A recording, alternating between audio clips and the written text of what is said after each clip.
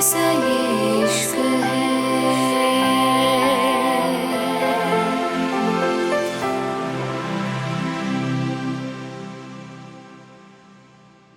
Sky island Aron गहरी नजरों से स्क्रीन को देख रहा था। उसका एक हाथ अपने ब्लैक पैंथर पे था। तभी रूहेल धीरे से आरोन के आगे आईपैड करते हुए बोला, आरोन, मैंने अच्छे से चेक करा है, कहीं भी कुछ भी ऐसा नहीं मिला जिससे हमारा शक किसी पे जा सके। आई थिंक शायद इस बार हमें मिसअंडरस्टैंडिंग हुई है। रूहेल की बात पे आरोन ने तीखी नजरों से रूहेल को घूरा और अचानक ही उसके चेहरे पे डेविल स्माइल आ गई। आरोन के खड़े होते हुए ही उसके गार्ड अटेंशन में खड़े हो गए थे, लेकिन आरोन की नजर अपने ब्लैक पैंथर पे थी। राघव, जो काफी देर से शांत था, धीरे से बोला, आरोन, आई थिंक हमें चलना चाहिए। ड्रग्स अपनी सही जगह पे पहुंच चुके हैं, लेकिन आज पेरिस से एक शिप आने वाला है और उसमें कोकेन और वीड्स आने वाली है। राघव की बात पे आरोन ने अपनी नीली नजरें ऊपर उठाई और अपनी गन लोड करते हुए बेहद ही कॉल्ड वॉइस में बोला, आधा घंटा 5 मिनट 2 सेकंड, इतना टाइम तो मैंने अपनी जिंदगी में खुद को भी नहीं दिया, लेकिन सोचा था इतने टाइम में अपनी वफादारी निभाओगे और असलियत बताओगे, but so said you lost your life. इतना कह के आरोन ने अपनी गन सामने खड़े गार्ड पे कर दी और एक तेज आवाज प्योर रूम में गूंज गई। आरोन ने सामने देखा तो गार्ड को कुछ भी नहीं हुआ था। वो एकदम ठीक था, लेकिन साइमन की बॉडी नीचे गिर चुकी थी। गिरते हुए भी उसके चेहरे की हल्की मुस्कान सबने देखी थी। राघव हैरानी से बोला, साइमन? क्या ये सब साइमन ने किया है? लेकिन आरोन। अभी राघव कुछ कहने वाला था जब अचानक ही आरोन ने हाथ उठा के उसको घूरा और गुस्से से बोला, नो मोर क्वेश्चन। आरोन की बात पे सब चुप हो गए थे। आरोन ने अपनी गन वहीं फेंकी और अपने लेपर्ड को देख के उसके सर पे हाथ फेरा और बड़े ही सॉफ्ट वॉइस में बोला, go have your dinner bed boy. इतना कह के आरोन बाहर की तरफ चला गया था और उसके पीछे उसका काफिला भी चल दिया था। थोड़ी देर में आरोन के गहरे कदम एक अंधेरे कमरे में पड़े थे जहां काफी सारे लोगों को बांधा हुए था। आरोन का ऑरा महसूस करके वहां के लोगों के अंदर एक कपकपाहट आ गई थी। सबकी नजरें झुक गई थीं। आरोन को देख के सबने अपना सर झुका लिया था। तभी वहां खड़ी लड़की धीरे से सर झुका के बोली, इवनिंग प्रेसिडेंट, ये सब घुसपैठिए हैं जो आज स्काई आइलैंड में घुसते पाए गए हैं। लड़की की बात पे आरोन की गहरी नजरें फिर से ठंडी हो गई और उसने एक नजर सबको देखा। ये 2 लोग थे जिनमें में एक लड़की थी जो बहुत ज्यादा हॉट थी और एक लड़का था जो दिखने में ही खतरनाक लग रहा था, लेकिन यहाँ उनकी हालत गली के कुत्तों के जैसी हो गई थी। आरोन ने अपने नजरें घुमा के चारों तरफ देखा और गुस्से से बोला, गेट आउट। उसकी बात सुनते ही सब डर से बाहर चले गए थे। अब कमरे में सिर्फ वॉयलेट डेविल्स और वो 2 लोग थे। आरोन ने अपने साथ खड़े 3 लोगों को देखा और अपनी किंग चेयर पे बैठते हुए बोला, लेट्स स्टार्ट। उसके कहते ही रूहेल और राघव लड़के की तरफ बढ़ने लगे थे। राघव ने साइड में पड़ा चाकू उठाया और लड़के की तरफ बढ़ने लगा। लड़का डरने लगा था, लेकिन तब तक राघव उसके बेहद करीब पहुंच चुका था।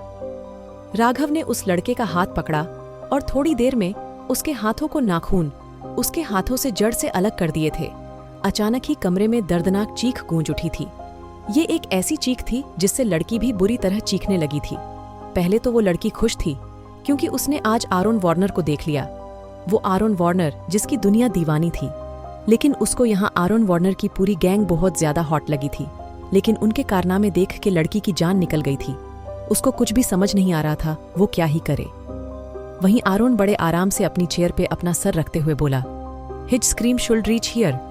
मुझे अभी भी कोई आवाज नहीं आई। आरोन की बात पे रूहेल ने एक नजर उस आदमी को देखा और अचानक ही उसके जिस्म के हर एक हिस्से को अलग कर दिया। आरोन के चेहरा एकदम सख्त हो गया था।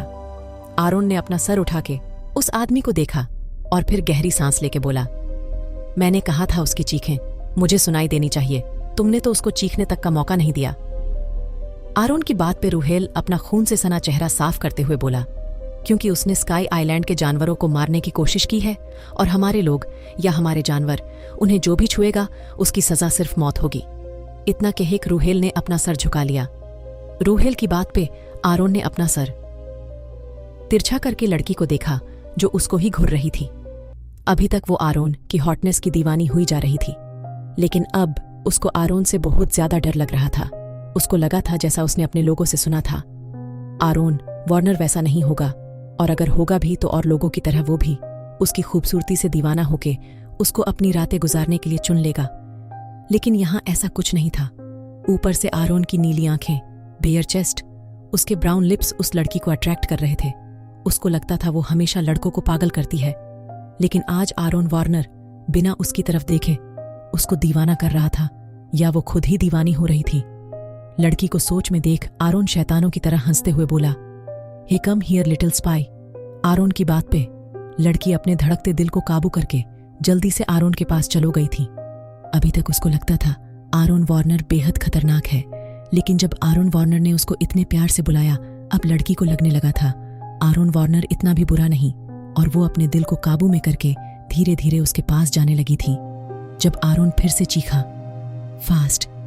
आरोन की बात पे लड़की जल्दी जल्दी चलने लगी थी और कुछ ही सेकंड में आरोन के पास पहुंच गई थी।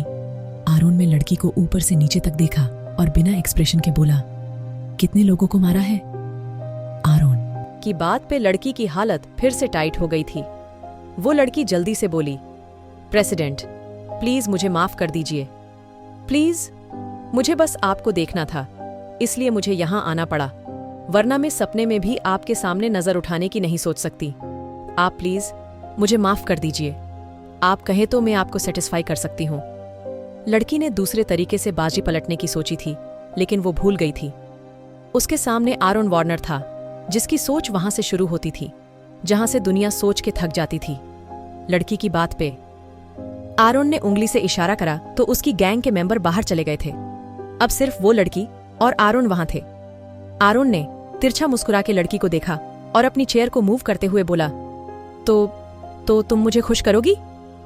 इतने गट्स हैं तुम में?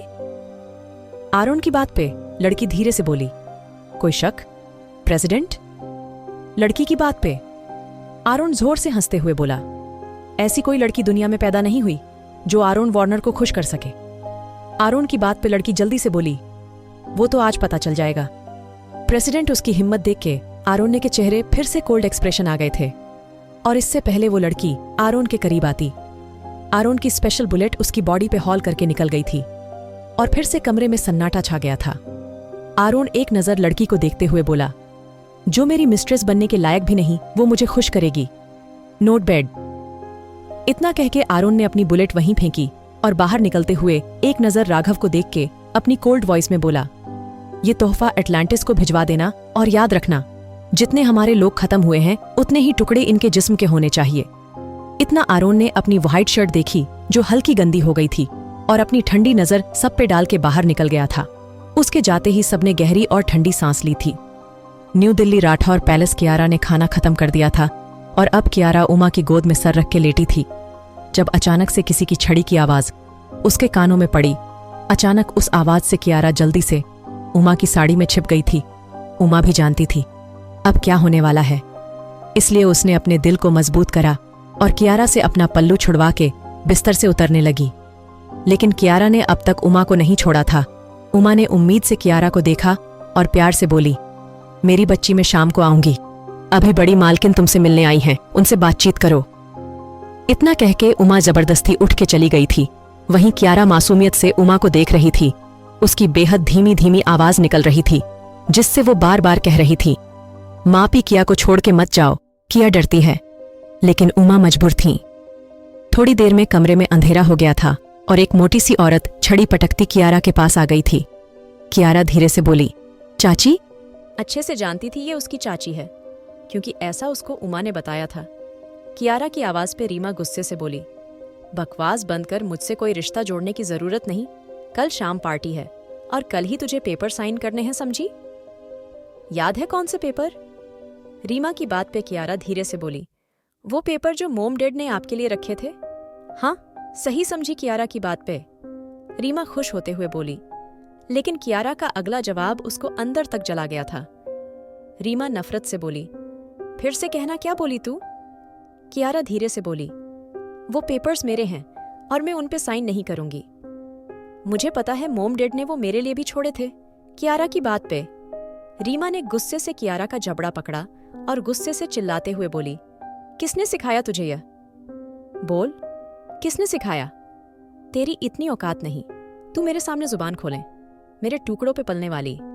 Reema out on of control होते हुए चिल्लाई तो कियारा ने जल्दी से उसका हाथ पकड़ लिया। नहीं किया, क्यों दर्द होता है? छोड़ो मापी, कहाँ हो आप? कियारा दर्द से चिल्लाई तो उमा भागती हुई अंदर आई। कियारा को देख के उमा जल्दी से बोली, मालकिन छोड़ दीजिए, बच्ची है, दर्द हो रहा है, उसको छोड़ दीजिए। उमा रोते हुए बोली तो रीमा ने कियारा को धक्का दिया और नफरत से बोली, अच्छा दर्द होता है? सच में दर्द होता है?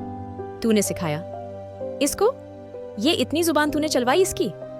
रीमा ने एक जोरदार थप्पड़ उमा को दे मारा, क्योंकि उमा ही तो थी जो यहाँ आती थी और रीमा ने उमा से ही बोला था वो उसको पढ़ना लिखना सिखा दे, ताकि अगर कोई कोर्ट कचहरी का काम हो तो किसी को ये ना लगे। राजीव और रीमा ने कियारा के साथ क्या क्या किया और इसके लिए रीमा ने एक टीचर भी अपॉइंट करी थी। कियारा उमा की हालत देख के जल्दी से बोली, नहीं चाची किया को, ये बात टीचर ने बताई थी। मापी ने नहीं, सॉरी, आप मापी को छोड़ दीजिए, मैं कर दूंगी साइन कियारा की बात पे। रीमा मुस्कुराते हुए बोली, सही कहा, तूने अगर नहीं करेगी तो तेरी जान हलक से निकाल दूंगी, समझी? इतना कह के रीमा दोनों को देख के चली गई थी और कियारा उमा के गले लग गई थी। आखिर क्या लिखा है कियारा की किस्मत में? क्या कियारा साइन करेगी पेपर्स पे? कैसे मिलेंगे कियारा और आरोन? जानने के लिए सुनिए the devil's seduction, innocence fall. और जुड़े रहिए अर्ली बर्ड से। लाइक एंड सब्सक्राइब करना ना भूलें।